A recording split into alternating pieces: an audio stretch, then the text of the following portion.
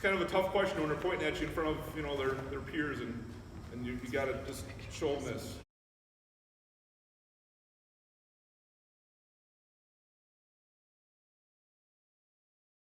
And they were I think they were a little bit mesmerized by what they were seeing in front of them. So.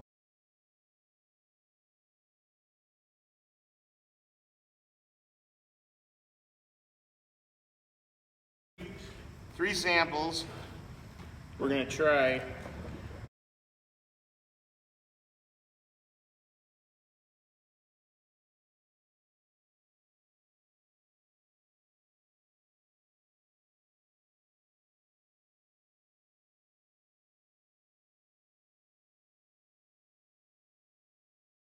Then we got one tilled ground and two that's been cover crops, no-till for, 5-6 years.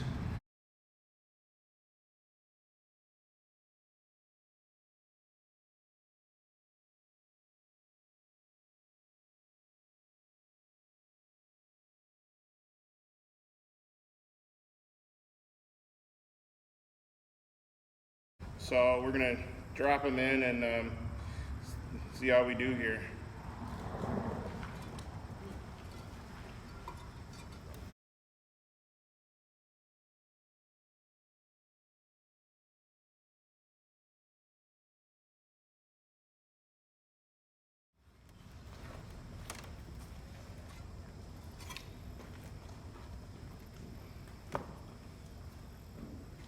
Which one is cover crop again? Middle one? These are both cover crop no-till, and this is just tillage. So, I mean, now we're getting multiple farms. When you see runoff, we see our runoff clear into like muddy, where it merges the other farms, it's hitting like muddy soil.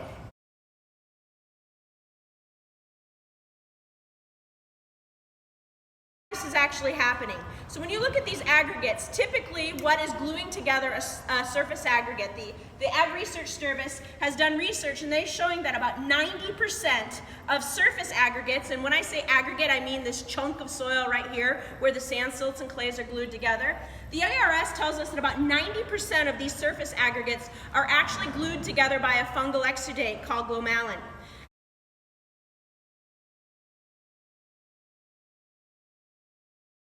So if we have a good, healthy biota, if we have fungus, a beneficial fungus out there, they're producing these glues that are helping these aggregates stay together. When we get into the pit today, we're going to talk a lot about pore space, right? And I know you all have had tremendous rainfall down here, right?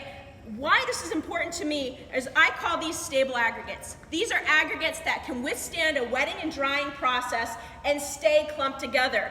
What that does is it maintains that pore space, and that pore space allows for root growth into that soil. That pore space allows for oxygen and carbon dioxide to diffuse in and out of that soil.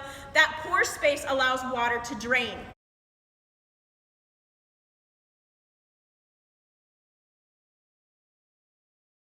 And you're going to notice today the soil isn't muddy, and I'm going to show you. I'm going to get into the soil pit. I'm not muddy, right? You all got 0.8 of an inch of rain yesterday, and that soil was allowed, that water, excess water to move down through that soil profile. That profile still has plenty of water to maintain plant growth, and that's the key of holding these aggregates together, right? These aggregates create that large pore space in between those aggregates to allow that excess water to drain, but they have this small pore space inside that holds water for plant growth.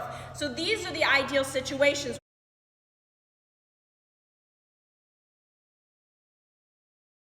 If I can keep aggregates like this means that I don't get that crust forming on the soil surface. That crust forms when those aggregates break apart and the sand, silt, and clays fill in those surface pores, right? And this is why when I talk about tillage, why I get a little animated sometimes, right? Because I can have great pore space throughout my soil profile, but if I don't have pore space at the very surface, if that surface is acting like concrete, that water doesn't move in. And it doesn't matter how great my soil is below that surface. Water doesn't move in. Now I'm going to have a more droughty situation. If it's not moving in, that water is moving off, and it's carrying those nutrients with it.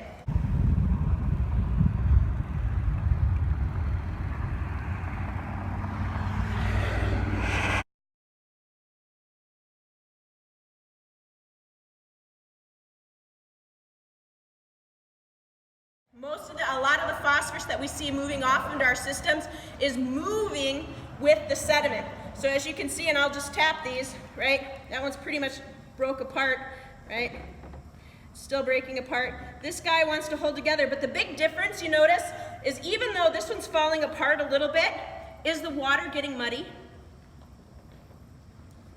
Not at all, right? So what is actually happening is this aggregate falling apart? Yeah, but it's still falling apart into small aggregates. Those aggregates are not muddying that water. Those aggregates are just simple, smaller, granular aggregates that are falling into the surface. That's one of the things that's, once you see that happening, it's inspiring to see, you know, your clear water coming off your land. If we can promote not allowing that soil to leave the fields and infiltrate more water, it'll help reduce flood events, it'll help improve water quality within the Fox River and all the tributaries leading up to it.